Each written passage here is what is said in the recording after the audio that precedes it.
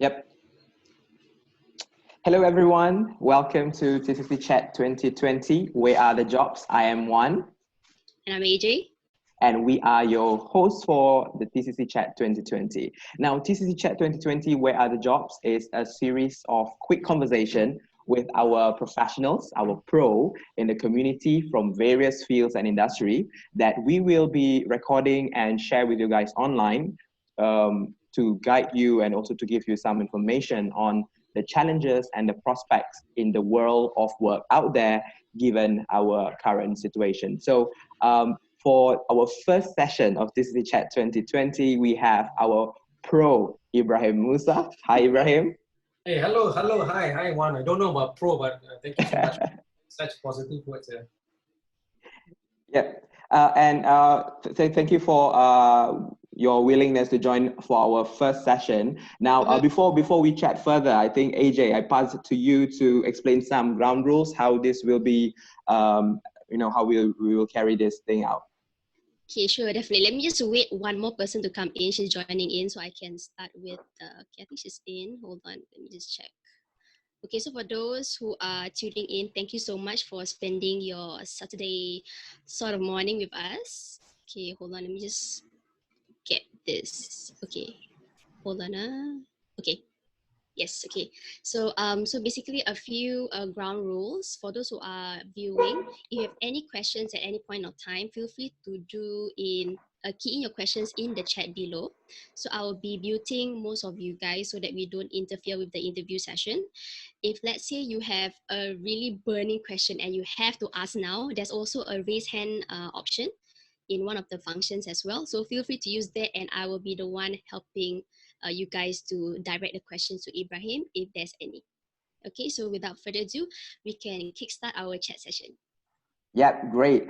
For those of you who want to know more about Ibrahim Musa, let me just give him a quick introduction. So our pro guest today, Ibrahim Musa, is the General Manager of MindMaster, which is a technology company firm that specializes in assisting small and medium enterprises with their digitalization. He's also the adjunct digital marketing and entrepreneurship trainer who have trained top Fortune 500 executives across Asia in the area of digital marketing and digital business models.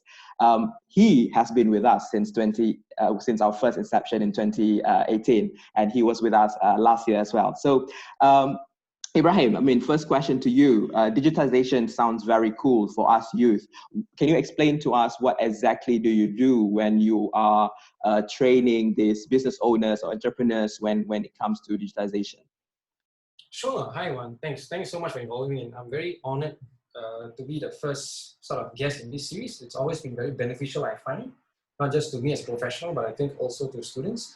So digitization is a very big word. Sometimes it's sort of overused. When we look at digitalization, we are thinking about a few things, right?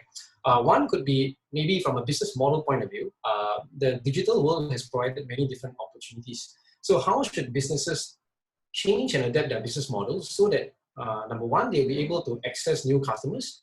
Number two, they'll gain more insights about their customers. Number three, whether there are any operational considerations that need to be changed to make their business more nimble. So that's sort of from a macro view, we look at models, right? Second point of view, models are a bit more in the, I would say, multinational world where they look at models more importantly, and because multinationals tend to have a long-term view, 3-5 years view, right?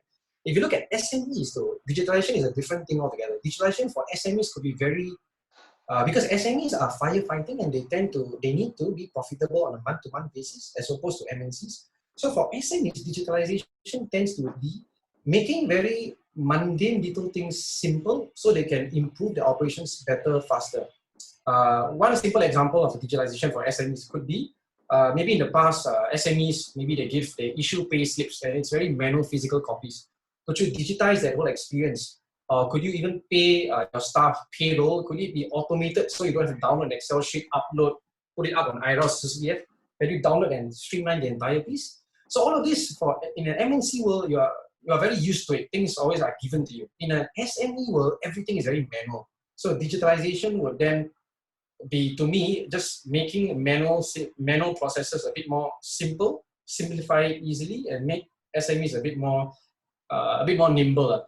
So yeah, because I've played both hats, MNCs and SMEs, so I tend to see what the difference is.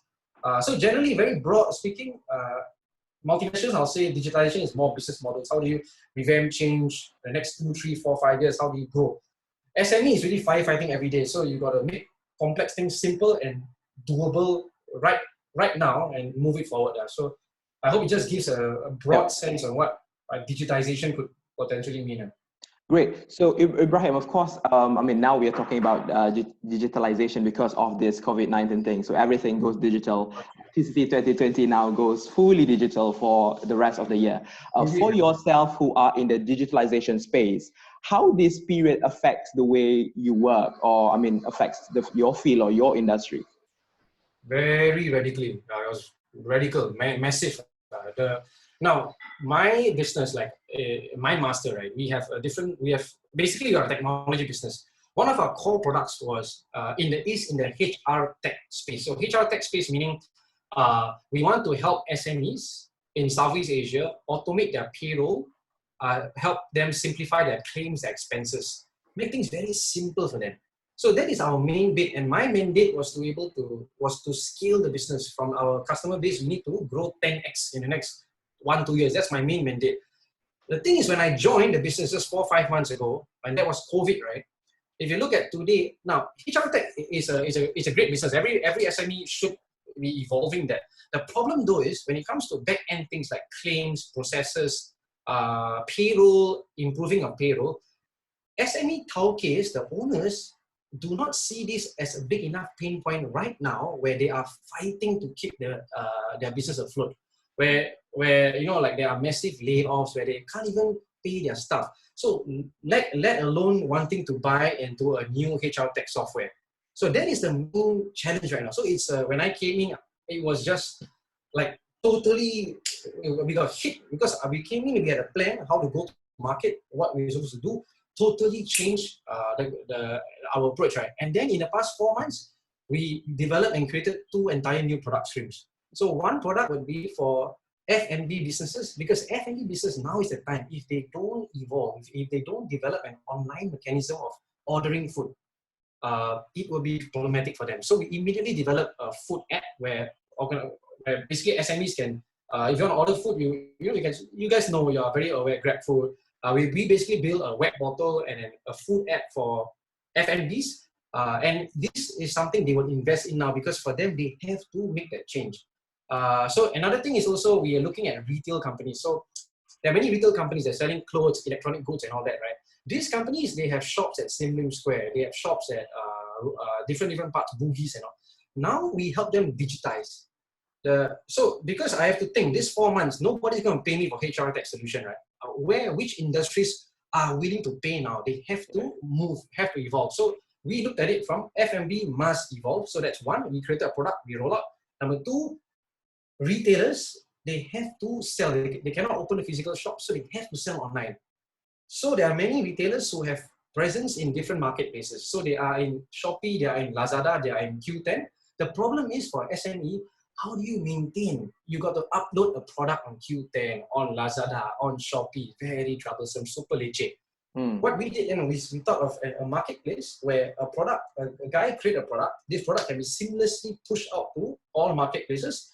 We manage the invoices, the backend, the order management, and we tie up with maybe Ninja Van or the logistics provider. So we make it a bit more easy and senang for the owners. Yeah. So in the past 4 months, bro, literally that's what we did. We totally changed the game plan. We put a halt for our HR tech business. We cannot move on the front. We launched the F&B site, and we launched the curated marketplace space to help the SMEs digitize.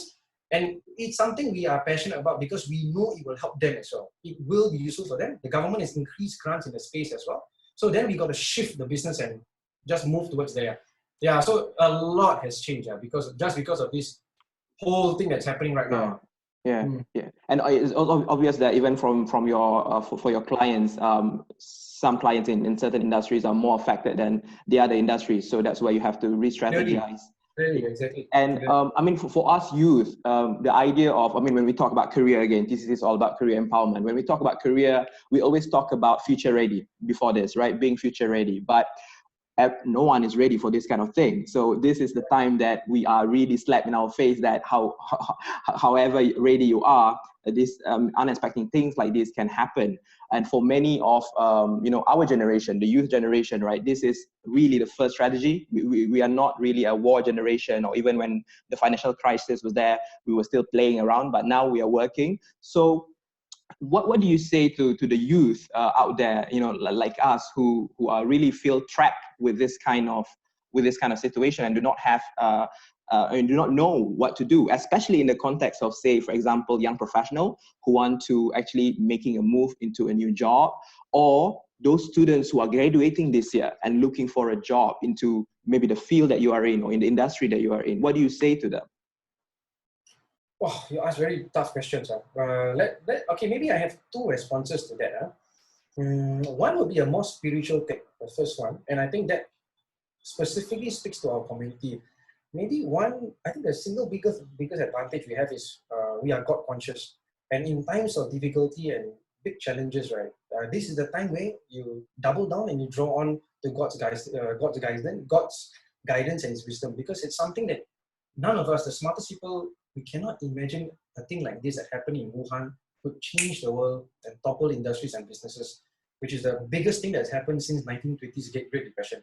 But I think for us as a community, as Muslims, right, the reliance and understanding that there is a greater source of power behind this, and understanding that, so coming to terms with that, that's number one, acknowledging that, and then reflecting, and also in this month where it's so important, right, really thinking and having a spiritual connection with the higher being. I think that spiritually, I think that is very important, because that makes your base and the foundation strong. If your base and foundation is strong and your connection is strong, God willing, that will put you in easier times, even if things are topsy-turvy. So that's like number one, I would say, is like a foundation. But foundation is foundation. Number two is, what is it that you got to then take steps and do, and those are more actionable things I'll talk about. So actually, how do you actually future-proof yourself? Right? It's tough, because honestly, even you get all the McKinsey consultants who write a paper about this, the truth is it's very tough. You can't really write a thesis about this. Things have changed so much, right? So yeah. I think what you can do, some very actionable steps. This to me is very commendable. What you guys are putting together right now, this little thing, right? Because you're building and fostering communities and connections.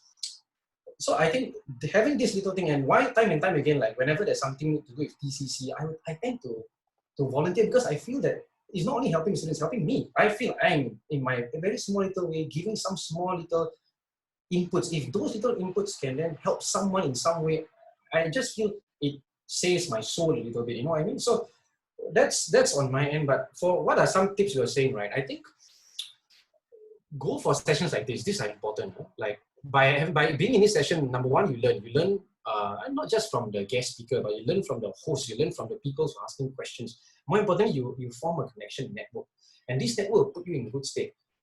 When you form connections, right, then you can also tend to pivot in your industry, because right now in today's time, it is very different from our parents' time, where you're not going to be in a company or industry that is there for the long haul. Because look at the airline industry right now. The bread and butter flagship brand of our parents' time was SIA. All our parents said, wow, kalau SIA, power, let's say you go your long flights, all the good stuff. But SIA in a very difficult state right now. They're a very capital intensive business. Their returns are really hit left, right, center. So the traditional yardstick of what is, you go into a big company, solid company, you're there, you're set. Doesn't hold now. Now you got to think of yourself as the individual business person. How do I build my skills? Like what are things that you are strong in, that you think over time, I'm now 23 years old, let's say for you would have some experiences knowing what generally makes you tick. What are something that, even at night, you would tend to want to do it. You don't mind doing it. So then you understand your strengths, and then understand things that makes you makes you gel. Then also you start connecting with people in that space.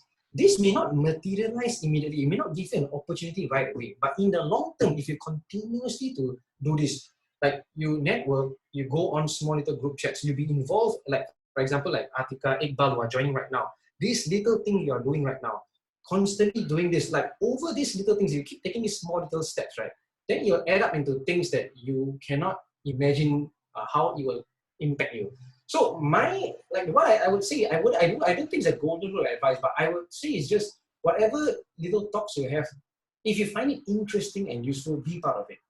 That little things will put you in good state and form connections and people, like-minded people who will push you, who will, like you all have, we all have different, some of you are, you guys are some are in a creative space, some are in a HR space, all different, but we're all like-minded. We all want to help one another and push people. So being connected with people like them also has a lot of its values, and this value may only be materialized in a time which is much later that you will not really know, and you cannot plan for this. This is I would say, it's like the in economics term is the invisible hands of Adam Smith. For me, as a Muslim, I would say it's the invisible hand of God. You just do things, you keep working, you keep striving, small little things connect somehow.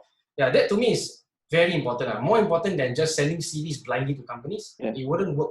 It's the emotional connection you build by connecting with people in the space, and when opportunity comes, right, then you go knocking, then that's the right time. So generally, I hope that's, I know it's a bit all over the place, but yeah.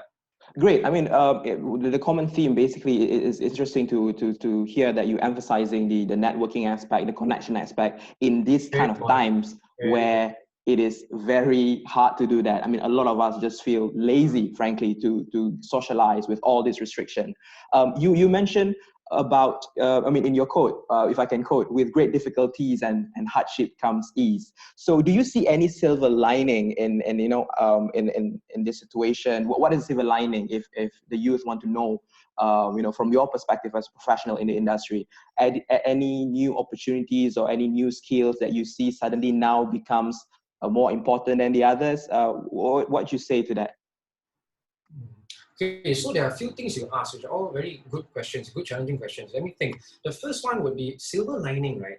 I would say is, yes, maybe the way to frame your mind is, look, all of us are young. Yeah, I think I'm young also, man. Still, maybe not as young as you guys, but I still think I'm young. But the way I think I want to frame this is, right, look, different generations have different difficulties. You have the baby boomers who have gone through World War.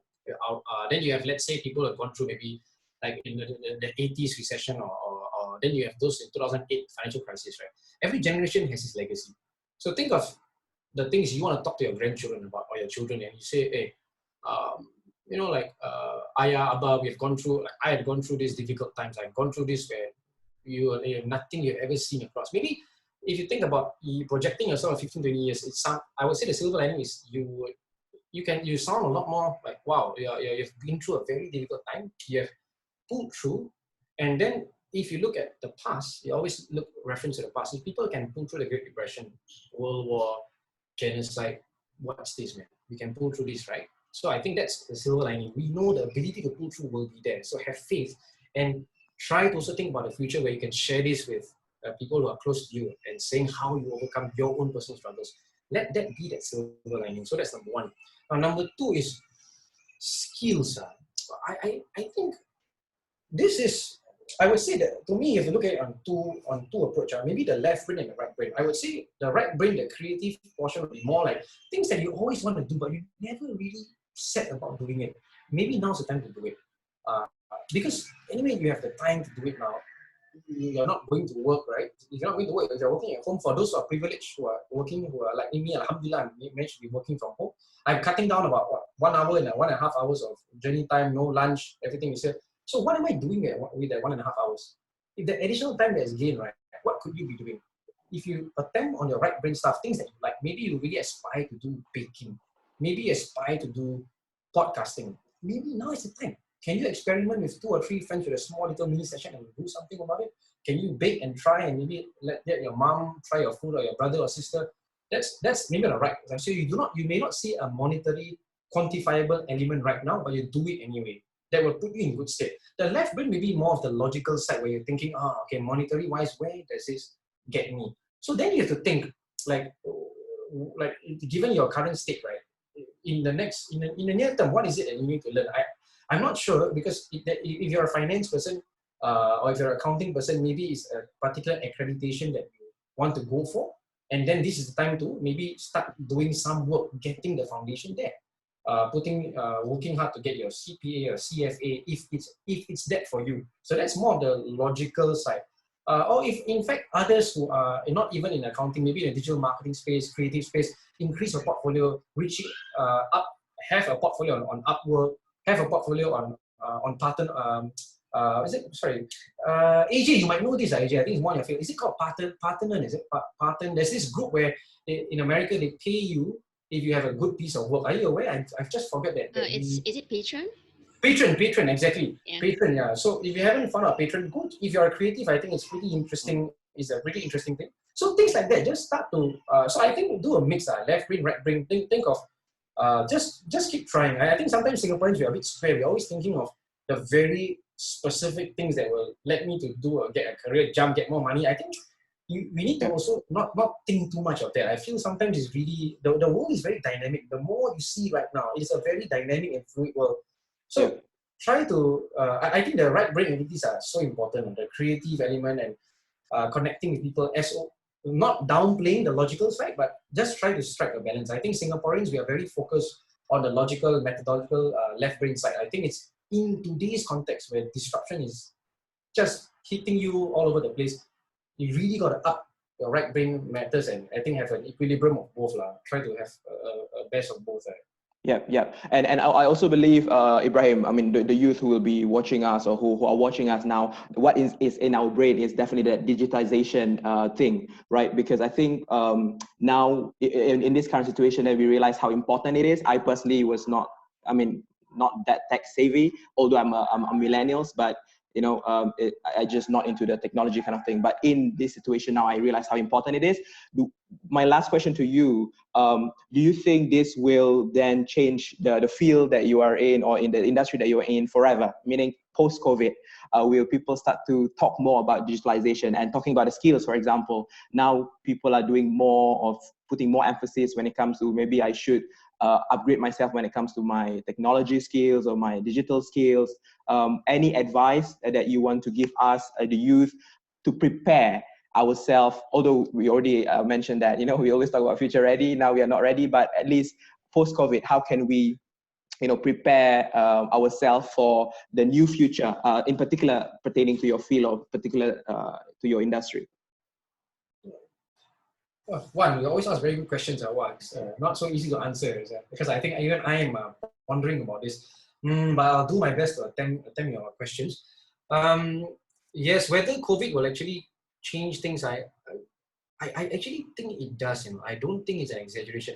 Firstly, COVID will be here for the next maybe a year and a half until a vaccine is being cured. Business models will change fundamentally. So if you think about your Mustafa centers or your malls, there could be from now till at the end, maybe end of next year at least, a finite number of people that can come in at any point in time. So any kind of place that you go that has a very heavy crowd, you could start to be used to having crowd control. And I think things have changed.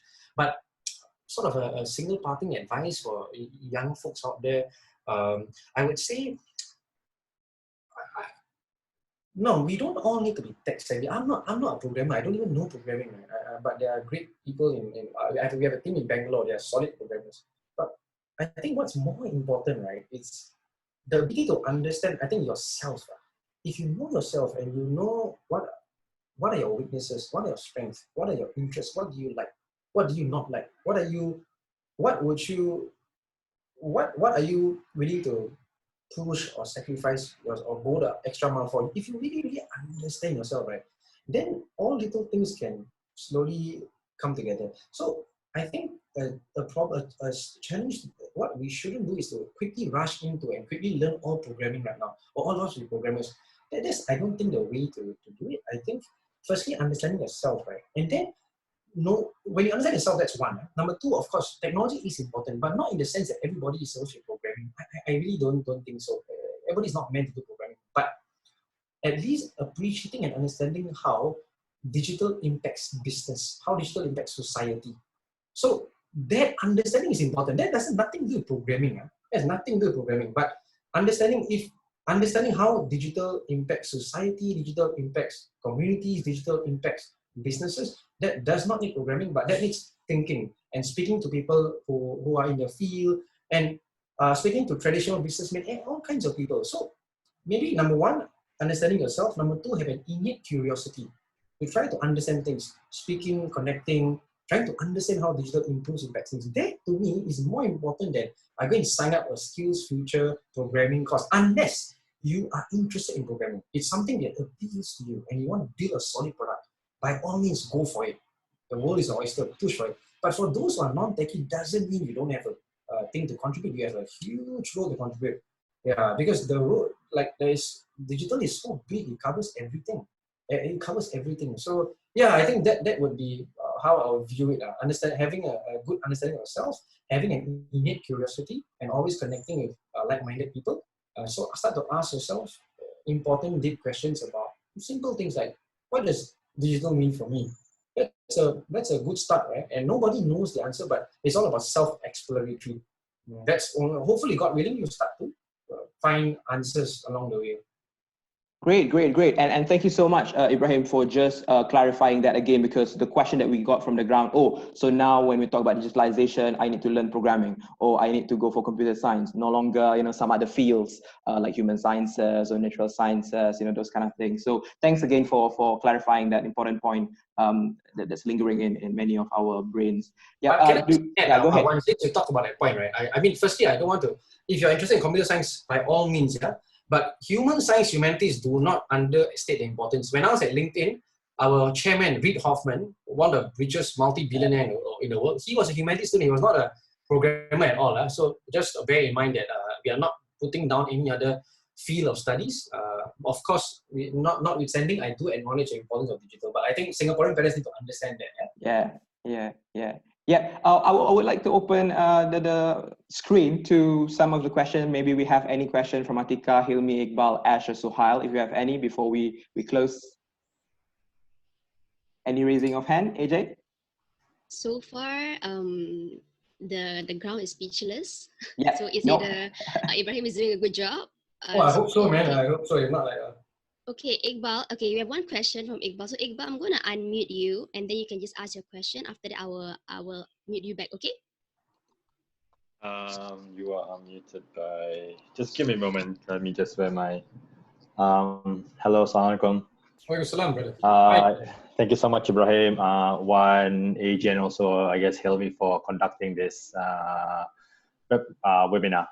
So my question is that, okay, so just to give me a background, I'm already a working adult. I've been working for about almost a year now. Yeah.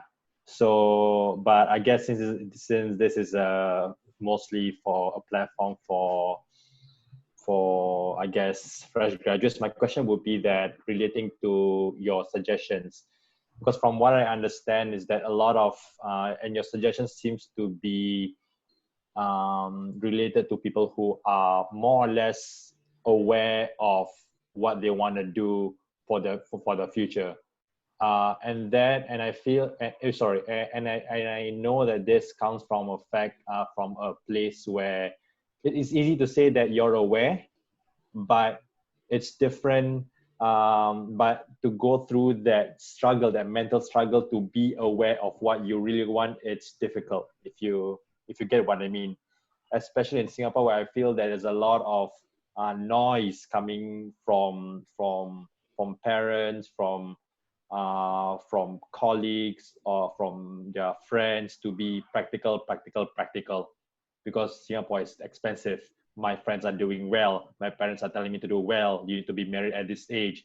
So it actually puts them in a position where it's difficult for them to take a step towards something which is different.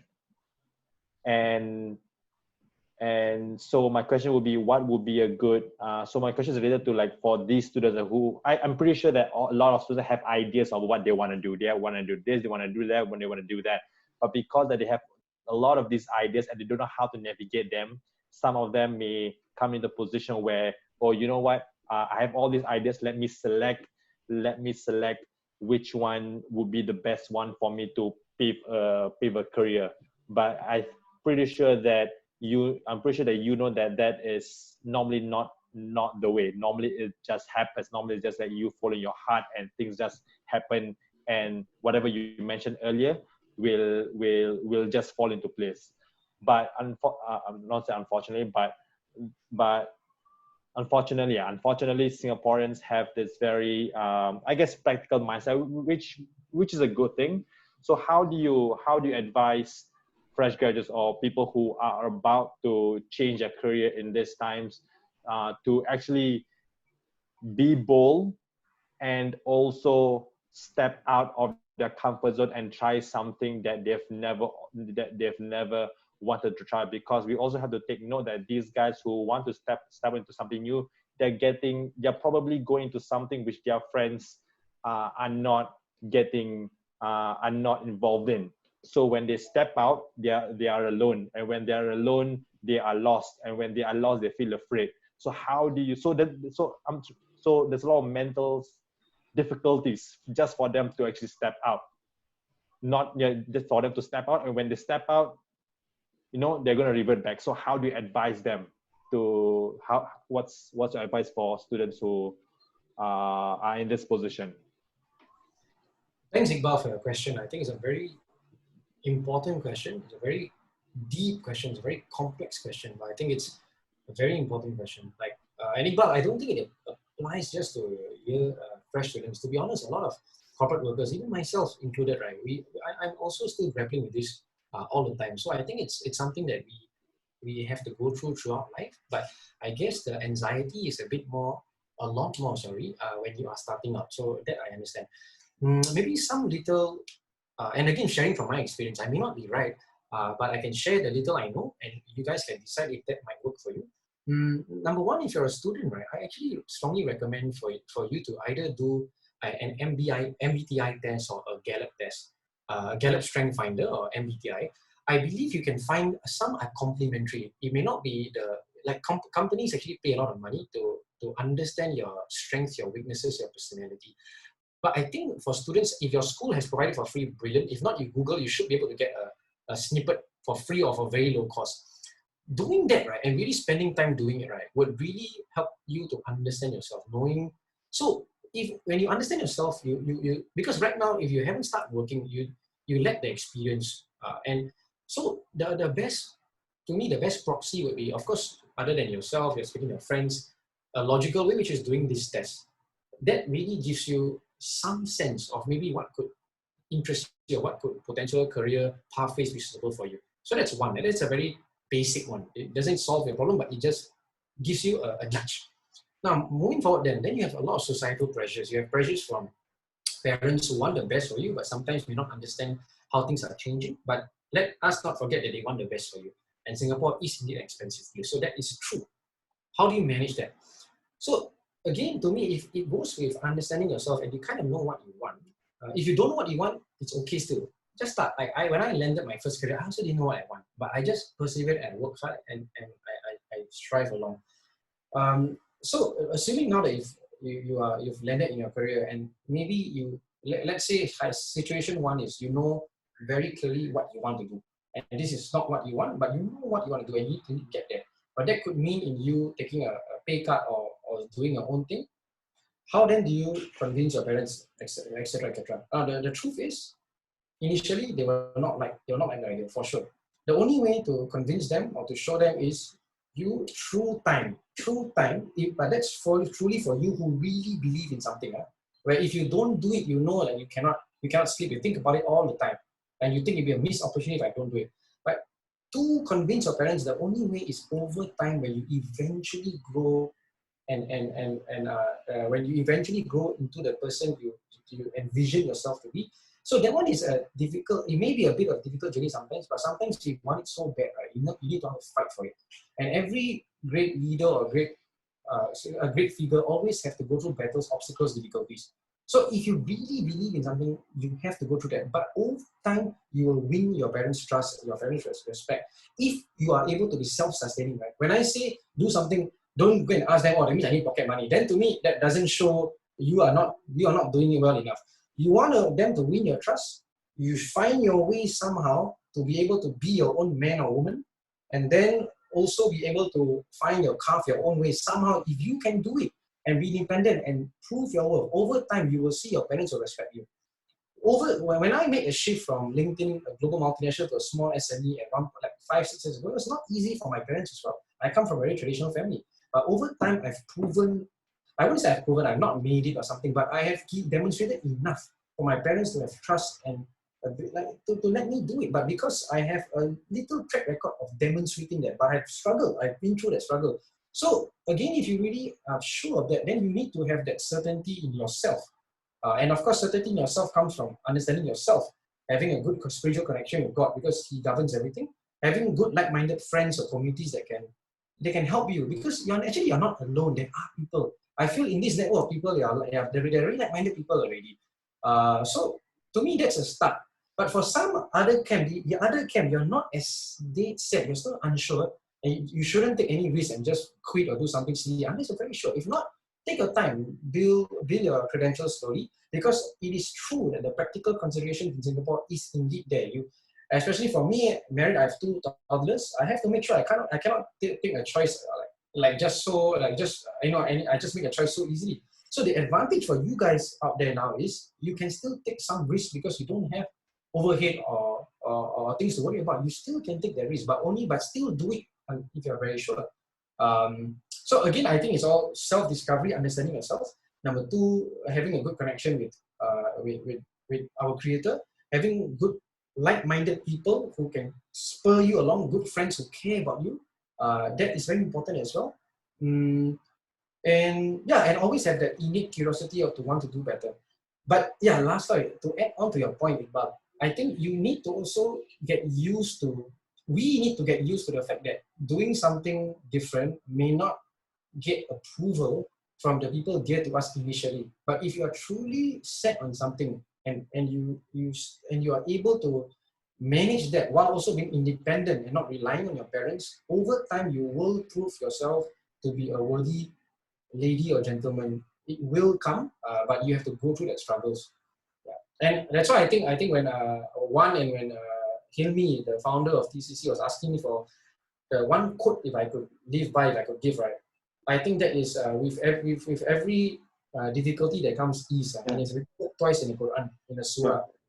So I think in these times, this is a time for us to remember and to think about why life is never meant to be easy. It's always it's a struggle, but the struggle makes us become better people and become wiser. And that's how we grow. So acknowledge and embrace some parts of the struggle. It is there for us. So if we embrace it, hopefully, we don't look at it as a big daunting task and a burden. It's something that we all have to go through. Yeah.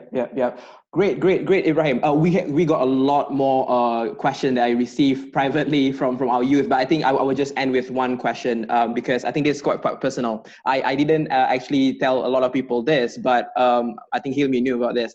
But this is the first time I'm announcing in our first session of TCC Chat 2020. Actually, Ibrahim was the one who actually inspired me to get into HR consultancy. I think back then you were still with Robert Walters, right? So, and then you came with Bronus of NUS, and I felt, okay, this guy looks cool, right? So let's see what he does, and then let's kind of follow that. So now I'm in a HR consultancy still, just with a different company. For the youth out there who are watching this and feel, okay, yeah, this guy is really cool, and they want to do this digitalization kind of thing. Anything that we can do now, in the context of, say, you're talking about skills, or you're talking about, say, internship opportunities or new projects that we can do at this point of time, so that, if I want to be in this route of what you are in your field, in your industry right now, I can do that.